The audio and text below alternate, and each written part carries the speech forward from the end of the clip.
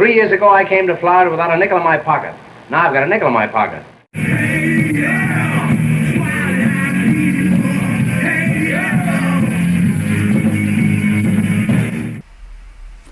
Hey everybody, it's Mike Wolfer again, and this is Graphic Tales, the YouTube show for comic book creators, comic book publishers, comic book readers, and anybody else that has 15 spare minutes and wants to waste a little time with good old Mike Wolfer. So this week I want to get right to the point because we have a lot to discuss, and this week's topic is comic book distribution and why you may or may not need it. Now, the things that I'm going to talk about are based in, they're from my experience, and that experience goes back to the 1980s. So what was relevant then may not be relevant now, or it may be incredibly relevant now. So I'm going to give you a little bit of history, but I'll make it quick and painless. Okay, so you are a comic book publisher. You want to get your book out there to the people so they can read it and they can love it. How do you do that? Back in the old days, it was comic book distribution. When I started in the late 80s, there were multiple comic book distributors. I went through Diamond, Capital City, Friendly Franks, Heroes World, Comics Unlimited, Fat Jack's Comic Crypt, Comics Hawaii, Styx, Andromeda.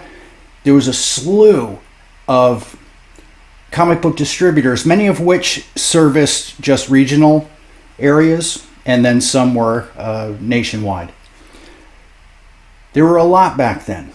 And also in those days, we didn't have the internet, right? That's what's making this sound like old fogey stuff.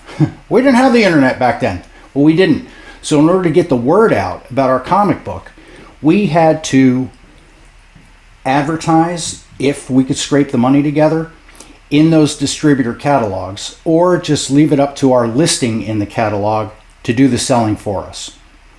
They would show a picture of your cover and a little synopsis of the story.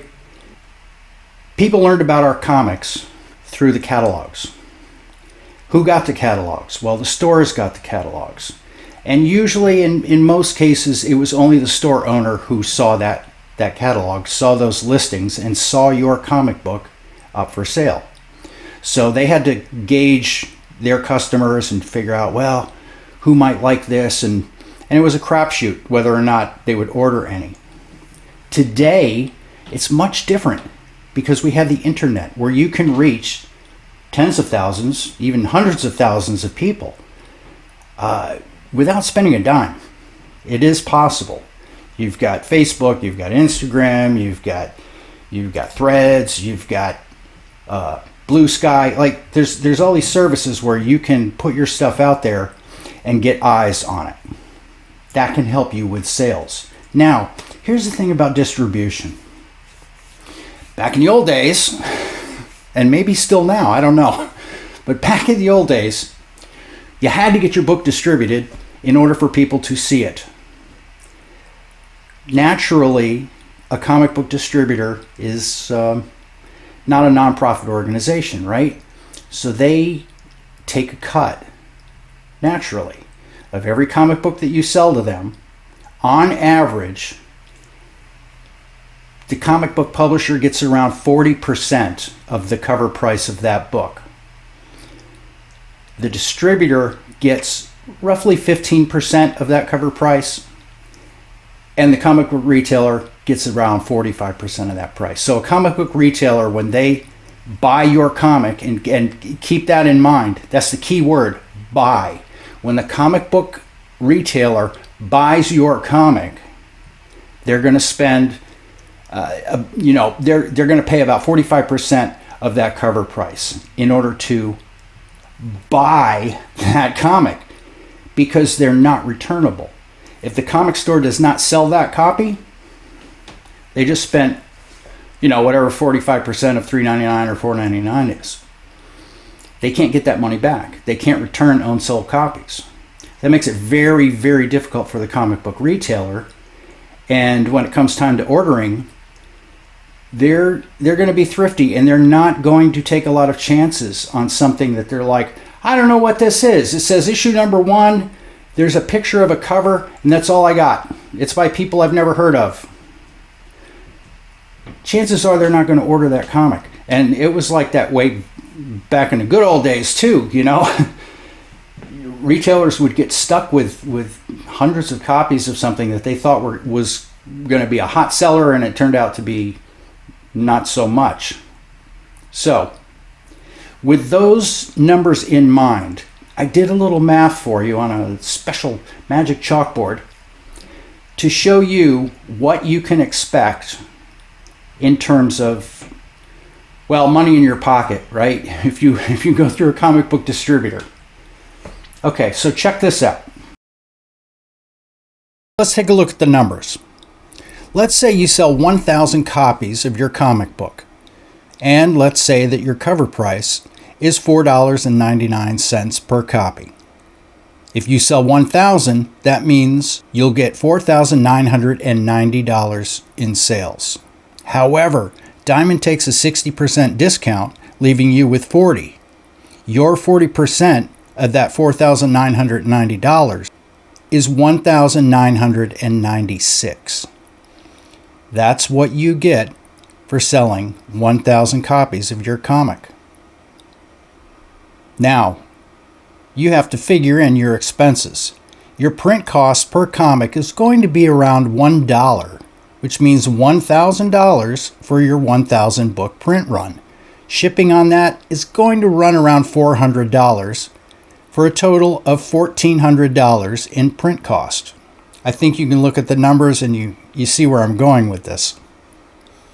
$1,996 minus $1,440 leaves you with $556 for your 1,000 copies that you sold.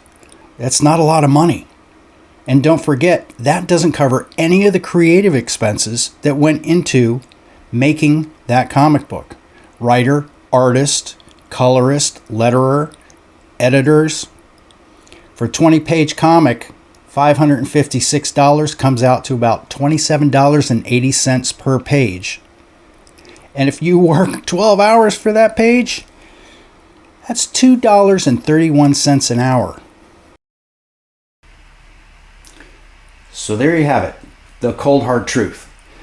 I've mentioned before in other episodes that the comic book industry is really tough, and that's one of the reasons why it's really tough. Getting your books out there, getting them into customers' hands, while distribution might sound like a great way to do that, and it certainly is, it's not a guarantee that those books are going to get into customers' hands. It might just be the store ordering it and saying, let's give this a shot. Also, too, you might see some headlines of mid-sized publishers who are touting that they've sold 100,000 copies of their first issue. Well, if you break that down, a lot of publishers have a special deal for retailers. If you order 20 or 30 copies of the main cover edition of that issue number 1, you'll get one very special variant, either free or you can buy it. The only way you can get it is if you buy 20 or 30 copies of the main cover. You know where those main covers end up? They end up in long boxes in the backs of stores. The retailer makes an investment hoping that that variant is going to be sellable for, $50 or $100 or whatever. They're spending money, though, to buy those main cover editions that nobody asked for. They might have a few customers that want to pick up a few, but 20 or 30 customers to buy some brand new comic is not really realistic. So the retailers, to be frank, the retailers are getting screwed. They're lured in by the thought of being able to flip a book, a special rare variant, flip it on eBay and make a bundle. But they don't know if they're going to be able to do that or not. And also, too, The reason a book is rare is because there are few in existence. That makes it more rare. If you print a variant cover in 10 to 20,000 print run, that's not rare. That's not rare. So it's very misleading, but that's beside the point. So, do you need comic book distribution? It can't hurt, but as you saw with the math, it's not a break-even prospect. Even if you're doing all the work yourself, like I did with self-publishing, I wrote it, drew it, did the whole thing. There was no one to pay but me. It was a labor of love. I wasn't making a lot of money. I was barely making any money. A couple of $100 per issue. And I'd go, yay, I made a couple $100. And also, too, I didn't know if anyone was actually reading my comics. I did get some fan mail, which was super cool, so I knew that there were some people who were buying the book. But you never know, because the store has to order those and pay for them ahead of time. If you get a huge order, it might be a speculation thing where retailers are like, that looks hot, let's give it a try. But they weren't able to sell a single copy of it, so you don't know. Now, that's why things are different today. With Kickstarter, I keep going back to Kickstarter, but I'm telling you, it's working for me.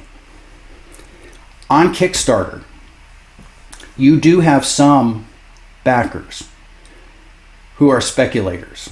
They are buying Kickstarter editions, they're backing campaigns in order to get those limited edition books so that they can resell them and hopefully make a bundle of money.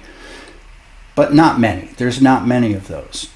Nearly everybody, from what I can tell, nearly everybody that backs my campaigns, they are not just a buyer, but a reader. They are buying these things because they want to read them. And that's fantastic. So there's the question you have to ask yourself, right? And I've gone over this in my head for years and years and years. What's more important? Getting the exposure or getting the readers? And for me right now, it's getting the readers. Because what do I care if I sell 50,000 copies of a book? Now, of course, if you look at the math, I don't know what that would come out to, but it's still, it's still not a ton of money. But if I get 50,000 copies sold and I'm only reaching 200 people because people were speculating and buying 10 or 15 copies of each issue, that's not what I'm in this for. I'm not, I'm doing this because I want to create. I want to share that with readers. And I want readers to respond. Well, they don't have to. I mean, you can read my books and never talk to me. That's fine. That's cool. But that's why I do it. And if you're in this business simply to move units and make a healthy profit, and the work itself is secondary, maybe you're not in the right business. Maybe you shouldn't do it. Or maybe you should. I guess it doesn't really matter. I mean, everybody can do whatever they want and for whatever reasons they want. But for me, a comic book creator, I'm doing it so that people will read my comics. I have stories to share. Stories to tell.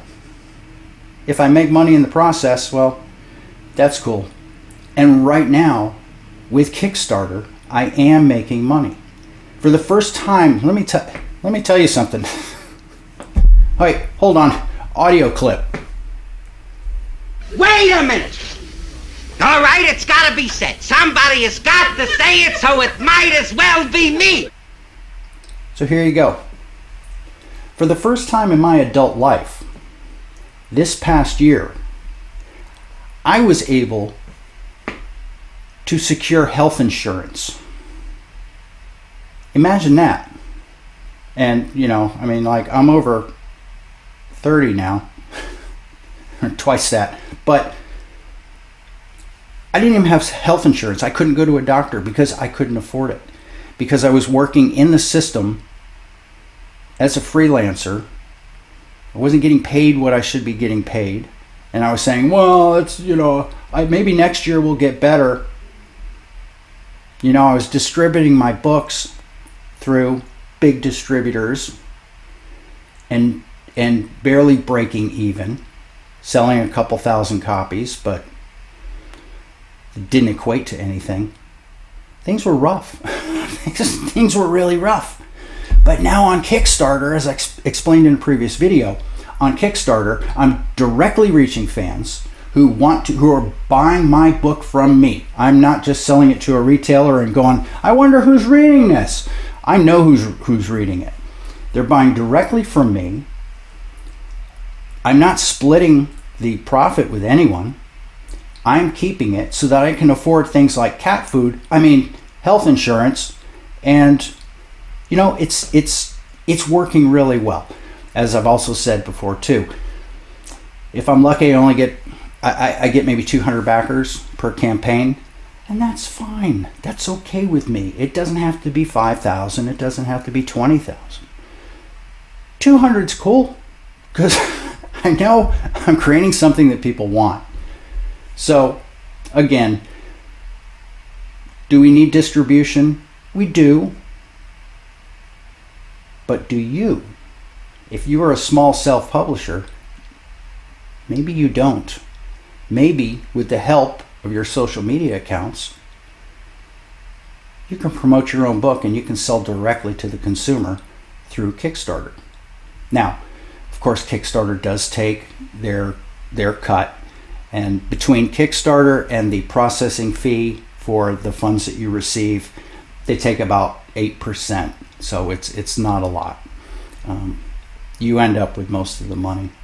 But it is a heck of a lot of work because you have to ship all that stuff out to people, and it's an arduous task, but it's really well worth it, knowing that every package that I tape up, that's going into the hands of a person who said, I want your comic, please.